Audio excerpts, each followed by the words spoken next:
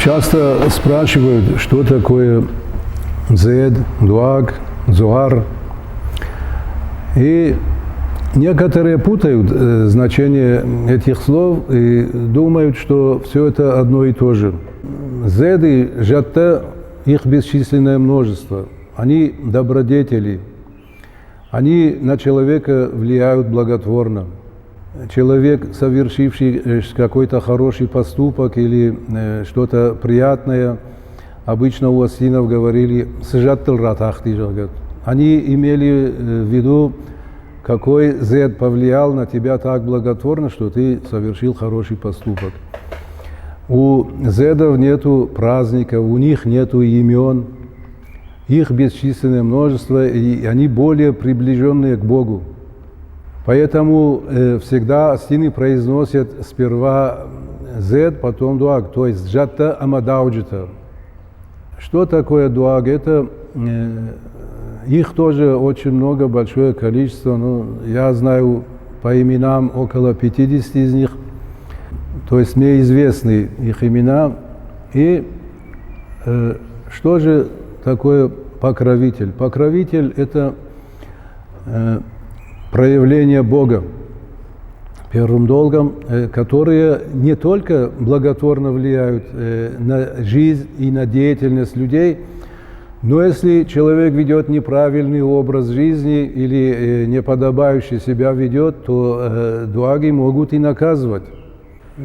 У дуагов есть определенные праздничные дни, у них есть свои кувандоны персональные, и они очень сильно почитаются осетинами.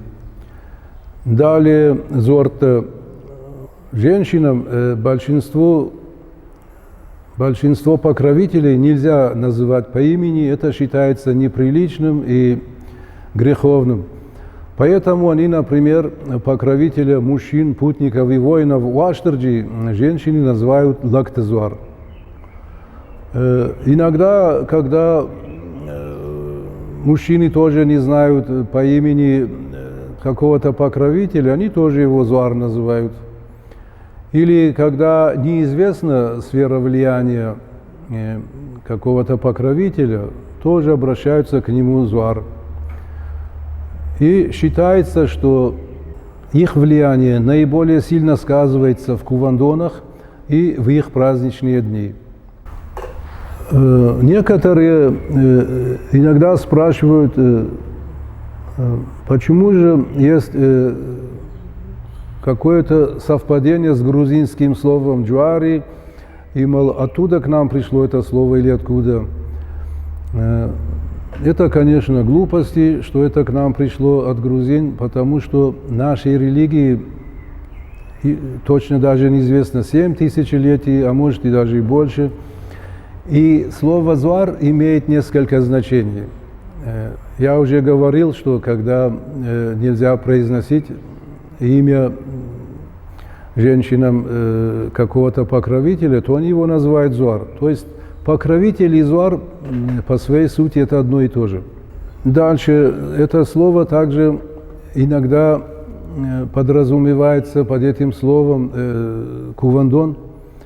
Я считаю, что это не совсем корректно, потому что кувандон наиболее точно и правильно отображает смысл так называемого святилища, то есть кувандона. Далее у зуара есть еще значение, например, вот крест палестинский тоже называют зуаром. Также болезнь оспа иногда называют тоже зуаром. И исходя из этого можно сделать такое заключение, что это чисто астинское слово, ниоткуда к нам не пришло, оно пришло к нам от наших далеких предков.